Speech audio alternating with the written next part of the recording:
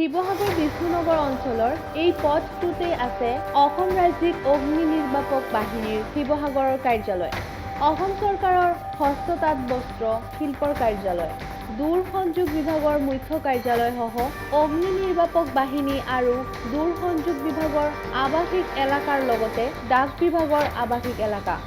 ইয়াৰ উপৰিও উক্ত পথটো অঞ্চলটোৰ যথেষ্ট সংখ্যক নিবাসীৰ যাতায়াতৰ একমাত্ৰ পথ হোৱাৰ লগতে শিৱসাগৰ জিলা সাংবাদিক সংস্থাৰ কাৰ্যালয় আৰু শিক্ষক ভৱনলৈ যোৱাৰ পথ।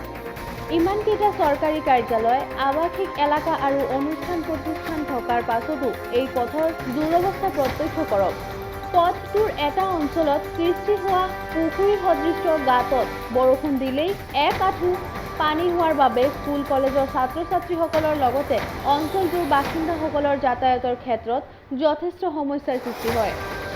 স্থানীয় ৰাইজে সংশ্লিষ্ট বিভাগৰ লগতে চৰকাৰকো পথটো পুনৰ নিৰ্মাণৰ বাবে বাৰম্বাৰ আবেদন নিবেদন কৰিছিল যদিও ৩০ বছৰে কোনো গুৰুত্ব প্ৰদান নকৰাত আজি স্থানীয় যুৱকসকলে হাতে কামে লাগিল পথটো মেৰামতি কামত।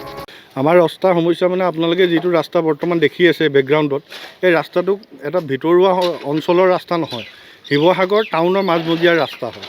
এই ৰাস্তাটো অৱস্থাটো খুবেই শোচনীয় আৰু বিশেষকৈ ইয়াত জনবসতিপূৰ্ণ অঞ্চলৰ ৰাস্তা হয় এইটো।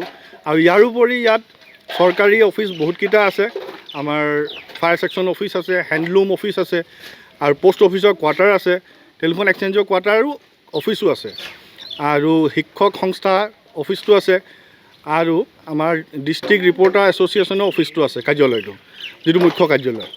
এই ৰাস্তাটোৰ অৱস্থা খুবেই শোচনীয় আৰু এই ৰাস্তাটোৰ ভিতৰত এই যিডোখৰ জেগাত বৰ্তমান কাম কৰি থকা আপোনালোকে দেখি আছে, এই জেগাডোখৰ বছৰটোৰ প্ৰায় সময়তে পানীৰে পৰিপূৰ্ণ হৈ থাকে।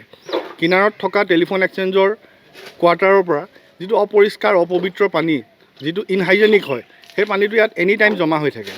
ইয়াৰ ওপৰেদি স্কুলীয়া ল'ৰা ছোৱালীবিলাক ছাত্ৰ ছাত্ৰীবিলাক যাবলৈ অসুবিধা হয় আৰু অফিচত যিসকল মানুহ আছে চাকৰি কৰি থকা, তেওঁলোকো ইয়াৰ ওপৰেদি অহা যোৱা কৰিবলগীয়া হয় বিপদত।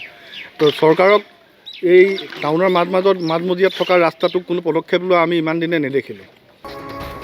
শিৱসাগৰৰ পৰা সৈয়দ মুস্তাফুৰ ৰহমানৰ ৰিপৰ্ট, অসম আদিত্য।